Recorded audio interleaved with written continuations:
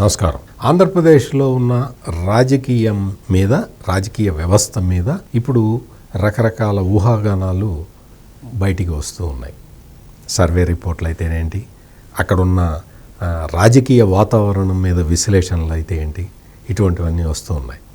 ఈ నేపథ్యంలోనే మనం నియోజకవర్గాల వారీగా ఏ విధమైన పరిస్థితులు ఉన్నాయి అనేది సిరీస్ ఆఫ్ వీడియోల ద్వారా మీకు అందిస్తూ ఉన్నాను. ఇవాళ మనం పల్నాడు జిల్లాలో అతి ముఖ్యమైన నియోజకవర్గం గురజాల నియోజకవర్గం. అంటే ఉమ్మడి గుంటూరు జిల్లాలో ఉంటుంది. ఈ గురజాల నియోజకవర్గానికి ప్రస్తుతం వైఎస్ఆర్ కాంగ్రెస్ పార్టీ నాయకుడు కాసు మహేష్ రెడ్డి ఆయన ప్రాతినిధ్యం వహిస్తూ ఉన్నాడు. గురజాల నియోజకవర్గం అందులో అక్కడ ఏంటంటే మొత్తం ఫ్యాక్షన్ రాజకీయాలు ఎక్కువగా ఉంటూ ఉంటాయి. కాకపోతే ఏంటంటే తెలుగుదేశం అధికారంలో ఉన్నప్పుడు ఈ ఫ్యాక్షన్ రాజకీయాలని ఉక్కుపాదంతో అణిచివేస్తారు.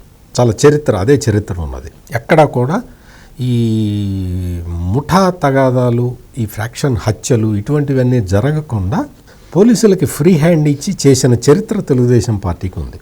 అయితే దురదృష్టవశాత్తు ఏంటి అంటే గత 5 సంవత్సరాల కాలంలో ఈ పల్నాడు ప్రాంతంలో అతి ముఖ్యమైన ఈ గురజాల అసెంబ్లీ సెగ్మెంట్లో మళ్ళీ పాత రోజులు వచ్చేసినాయి. ఈ ఫ్రాక్షన్ రాజకీయాలు విపరీతంగా అక్కడ వెలుగు చూస్తూ ఉన్నాయి.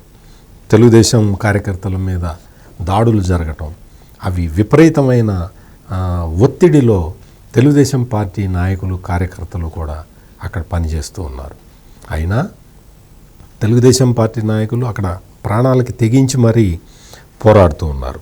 కాసు మహేష్ రెడ్డి సహజంగా అంటే ఆయన కుటుంబ దీనికి సంబంధించి ఆయన ఇంట్రెస్ట్లన్నీ కూడా నరసరావుపేట నియోజకవర్గం మీద ఉంటాయి. ఆయన తండ్రి కాసు కృష్ణారెడ్డి నరసరావుపేటకి ఎమ్మెల్యేగా పనిచేశాడు, మంత్రిగా కూడా పనిచేశాడు. ఈయన మొదటి నుంచి కూడా నరసరావుపేట సీటు మీదే కాన్సన్ట్రేట్ చేసి ఉన్నాడు అనేది గురజాల నియోజకవర్గంలో వైఎస్ఆర్ కాంగ్రెస్ పార్టీ నాయకులే చెబుతున్న ప్రధానమైన విషయం. అందువల్ల గురజాల నియోజకవర్గం మీద అంతగా కాన్సన్ట్రేట్ చేయలేదు. ఈయన దృష్టి అంతా కూడా ఎప్పుడు నరసరావుపేట నియోజకవర్గం మీదే ఉన్నది అనేది వైఎస్ఆర్ కాంగ్రెస్ పార్టీ నాయకులే చేస్తున్న ఆరోపణ. ఇక్కడ మెయిన్గా ఏంటి అంటే కాసు మహేష్ రెడ్డి మీద చాలా ఆరోపణలు వస్తూ ఉన్నాయి. అక్రమ మైనింగ్ ఆరోపణలు అయితే చాలా అసలు విపరీతంగా ఉంటాయి. అక్కడ చాలా మైనింగు విస్తృతంగా జరుగుతూ ఉంటుంది. అదంతా కూడా ఈ సున్నపురాయి వీటికి సంబంధించిన ఇవి అక్కడన్నీ సిమెంట్ ఫ్యాక్టరీలు, వాటికి సంబంధించిన ముడి పదార్థాల తవ్వి తీయటం ఇవన్నీ చాలా జరుగుతూ ఉంటాయి. ఈ అక్రమ మైనింగ్ మీదే వైఎస్ఆర్ కాంగ్రెస్ పార్టీ నాయకులు అందరూ కూడా లక్షలాది రూపాయలు సంపాదిస్తున్నారు అనేది మొత్తం గురజాల నియోజకవర్గం మొత్తం కూడా గుప్పమంటున్నది. వాళ్ళందరూ కూడా అసలు చాలా తీవ్రమైన ఆరోపణలు ఎదుర్కొంటూ ఉన్నారు. అదేవిధంగా ఈ గ్రావెల్ తవ్వకాల్లో కూడా అక్రమాలు జరుగుతున్నాయి. వందల కోట్లల్లోనే దీని మీద మొత్తం ఈ గ్రావెల్ మీద కూడా సంపాదిస్తున్నారు అనేది ఇంకొక ఆరోపణ. ఇసుక అక్రమ రవాణా మీద కూడా చాలా విపరీతమైన అక్కడ స్థానికుల్ని అడిగితే వాళ్ళు కథలుగా చెప్తున్నారు. అక్రమ మైనింగు వీటి మీద ఇవన్నీ కాకుండా తెలంగాణ నుంచి మద్యం తీసుకొచ్చి అక్రమ మద్యం తీసుకొచ్చి అక్కడ అమ్ముతుంటారు. బార్డర్ ఉంటుంది కదా, తెలంగాణ బార్డరు జిల్లా కాబట్టి తెలంగాణ మద్యం, ఎందుకంటే ఆంధ్రప్రదేశ్లో మామూలు క్వాలిటీ మద్యం దొరకదు. ఈ ప్రముఖ బ్రాండ్లు ఏవి కూడా ఆంధ్రప్రదేశ్లో దొరకవు కాబట్టి అక్కడ తాగాలి అంటే వాళ్ళకి తెలంగాణ మద్యం వస్తుంది. ఏదో పోలీసులు నామకహా ఎవరన్నా వేరే వాళ్ళు తీసుకెళ్తే పట్టుకుంటారు, కానీ వైఎస్ఆర్ కాంగ్రెస్ పార్టీ నాయకులు కనుక వాళ్ళు ఇది చేస్తే వాళ్ళు ఎవరు పట్టుకోరు. ఇది అక్కడ స్థానికులకి వాళ్ళకి తీవ్రమైన వ్యతిరేకత కనపడుతూ ఉన్నది.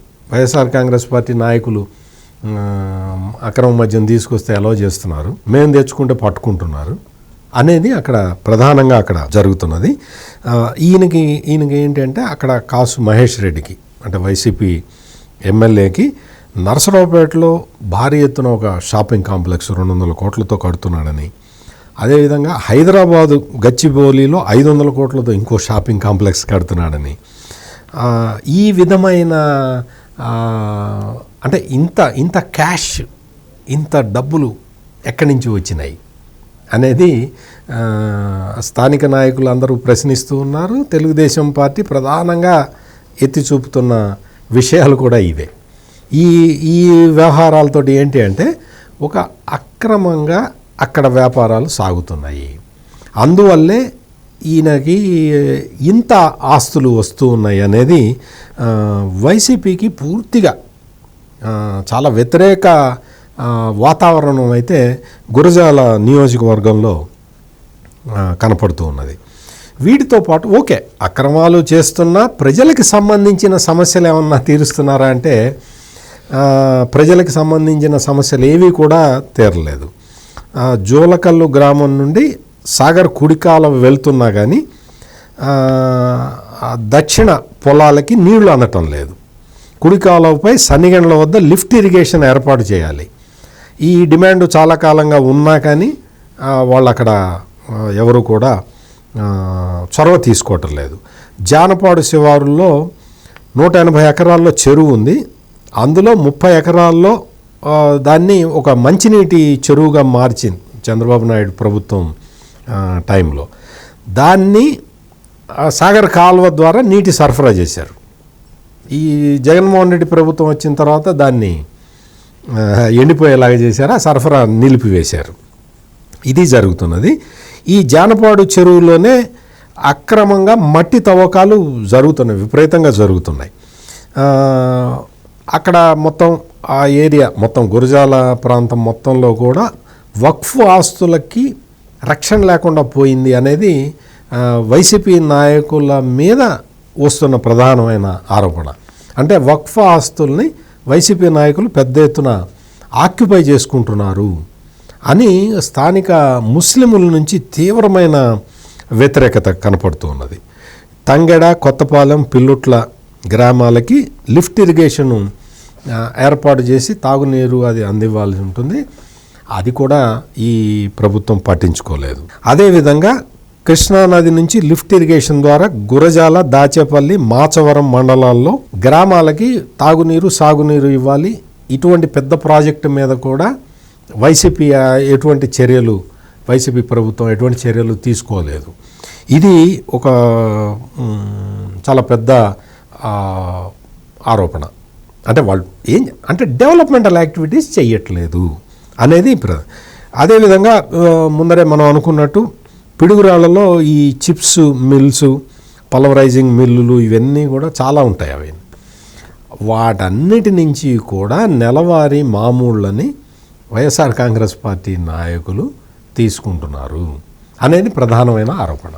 ఈ ఆరోపణలు ఇవన్నీ కారణంగా అంటే వైసీపీ నాయకులు అక్కడ చేస్తున్న అక్రమ దందాల కారణంగా మొత్తం కూడా గురజాల నియోజకవర్గం మొత్తం కూడా వైసీపీ అంటే ఒక ప్రజల్లో ఒక రకమైన వ్యతిరేక భావన వ్యక్తమవుతున్నది.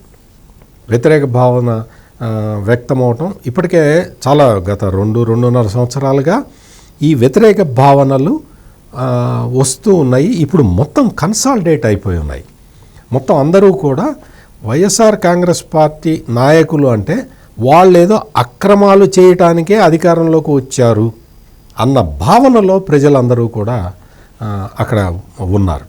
దానివల్ల ఈసారి గురజాల నియోజకవర్గంలో వైఎస్ఆర్ కాంగ్రెస్ పార్టీకి వ్యతిరేకంగా అసలు మామూలుగా లేదు, ప్రజాభిప్రాయం ప్రభంజనంలాగా రాబోతున్నది అనేది ఒక అంచనా ఉంది. దీన్ని సరిదిద్దుకోవటానికి ఎక్కడ కూడా వైఎస్ఆర్ కాంగ్రెస్ పార్టీ నాయకులు ప్రయత్నం చేయట్లేదు. మరిన్ని నియోజకవర్గాల విశ్లేషణలతో మళ్ళీ కలుద్దాం. నమస్కారం.